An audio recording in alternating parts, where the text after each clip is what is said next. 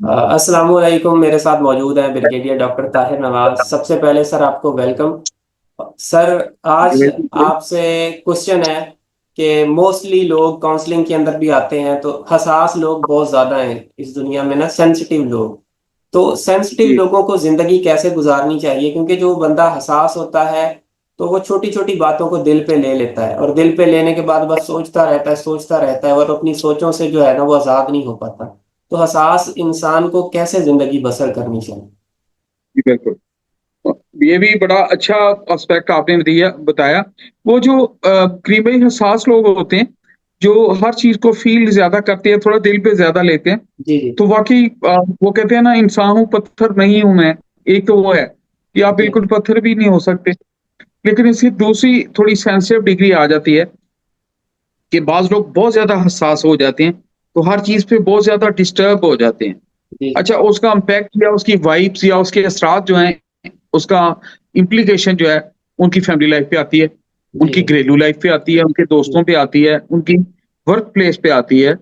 उनकी सिंसियर दोस्तों से भी आती है कि मैं किसी और बात से थोड़ा हसासियत में डिस्टर्ब हूँ, तो जो मेरा मुख़लिस दोस्त है, जो मेरी जी वाइफ़ है या लाइफ़ पार्टनर है, जो जो मुझसे अच्छे लम्हात गुज़ारना चाह रहा है या चाह रही है, तो वो कैसे मेरे प्यारों को तो इसकी सज़ा नहीं मिलनी चाहिए ना। तो वो उससे कई लोग ज़रूरत से ज़्यादा हसास हो जाते हैं। तो मैं देखा है कि ये चीज़ फॉर द लॉन्ग रन जो है, ज़्यादा हसास होना भी थोड़ा ठीक नहीं है।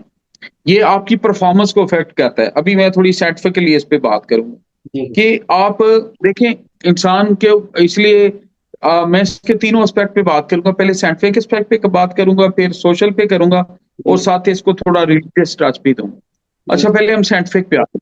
साइंटिफिक पे है कि आपकी एक बॉडी, आपका जिस्म एक बॉडी माइक्रोबायोलॉजी है, एक बॉडी केमिस्ट्री है जी जी। और वो केमिस्ट्री कायनात के निज़ाम रिदम के साथ एक चल रही है।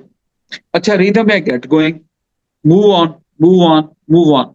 मेरा दीन भी आप गौर करें कि वाइब्रेंसी पे बिलीव करता है। वो हम कहते हैं ना कि vibrancy is sine of life and stagnancy is sine of death. तो ज़्यादा जी हसास होना थोड़ी देर के आपको चीज़ों को रोकता है। अच्छा, जब आप रुकते हैं, तो बहुत जी। सारे और रिश्ते जो आपसे के साथ इन कम्युनिकेशन होते हैं, वो भी इफ़ेक्ट होते हैं। तो उसका तरीका ये होता है, आप थोड़ी ब्रेक दें, आप अपने आप को रिकलेक्ट करें, जी आप एक्टिविटी को चेंज करें।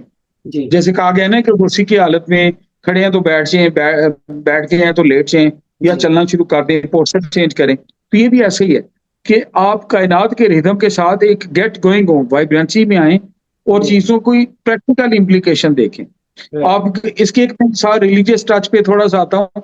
आपने देखा है कि जब कोई हमारे प्यारे दुनिया से जाते हैं, जी तो दीन में या जिस चीज़ को थोड़ा एडवोकेट किया जाता है कि जो सोग है वो 3 दिन का कहा गया है ना, जी। कि जी आप अफ़सोस कर ज़िंदगी रुकती है और 3 दिन के बाद थोड़ा मामूलाते ज़िंदगी फिर चल पड़ते हैं। जी। जी अच्छा, उसकी क्या बैकग्राउंड है कि अगर चीज़ें रुक जाएँ, तो फिर बहुत सारे और सिस्टम इफ़ेक्ट होना शुरू हो जाते हैं। जी। तो जी। मैं हसास लोगों से मेरी रिक्वेस्ट है कि हसासियत की आँख से बढ़ के ज़्यादा आप रियलिटी की आँख अपनाएँ, कि जी। हकीकत में क्या है। जी। जी। अच्छा, जब हकीकत को आप देखते हैं, तो और चीज़ें थोड़ी बेहतर पर्सपेक्टिव में नज़र आती हैं जी। जी और जो लोग आपको डैमेज करते हैं और बार-बार आपको इमोशनली ब्लैक करते हैं, जी। जी। अच्छा इसमें एक और तबका भी होता है कि जो आप अगर हसास हैं, तो आपकी हसासियत को वो इमोशनली एक्सप्लॉइट भी लोग करते हैं। जी। बार-बार आपको उसी पॉइंट से टच करते हैं, जो बहुत ज़्यादा उसी पे खेलते हैं कह लें, उसी डी में आके बार-बार बॉल फेंक दें ताकि गोल हो जाए। तो जी। जो आपके इमोशनली ब्लैकमेलिंग वाले लोग हैं, ये इमोशनली एक्सप्लॉइट करने वाले लोग हैं, वो कहीं आपकी हसासियत से तो नहीं खेल रहे। जी। जी। तो हसासियत के साथ आप मिक्स करें रियलिटी अप्रोच। जी। यानी अगर मैं इसको इकट्ठा करूँ, तो ये जी। है कि एक अप्रोच में बैलेंस होना चाहिए। जी। जी। बैलेंस के साथ उसकी बॉडी को थोड़ी ब्रेक दें, through diet, through walk, through जी। थिंकिंग, रिकलेक्टिंग योरसेल्फ इंग्लिश में हम कहते हैं। जी। दोबारा कलेक्ट करें अपने आप को और उसको दोबारा स्टेप वाइज़ सोचें। फॉर एग्ज़ाम्पल मैं ऐसे कहता हूँ कि आप ऑफ़िस से परेशान आए, हसास हैं आप, जी। जी। लेकिन घर में आपका बेटा 8 साल का बेटा जो मासूम है जिसको उस चीज़ का नहीं पता, तो ही जी। जी। Wants to see you with a smile. जी। अगर जी। डेली आप परेशान आएँगे और परेशान लुक करेंगे तो उसका कसूर तो नहीं है। बिल्कुल। आप उसका भी तो एसेट है ना, जी। एज़ अ दोस्त, एज़ अ फ्रेंड।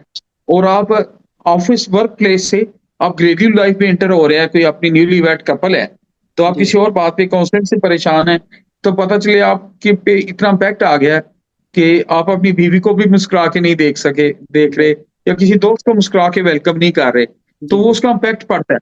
तो हसासियत को थोड़ा कंट्रोल करें, और थोड़ा चीज़ों को रियलिटी की आँख से जब देखेंगे, तो आपके फैसले, जो डिसीजन मेकिंग है, जो फैसला साज़ी है, उसमें ज़्यादा निखार आएगा।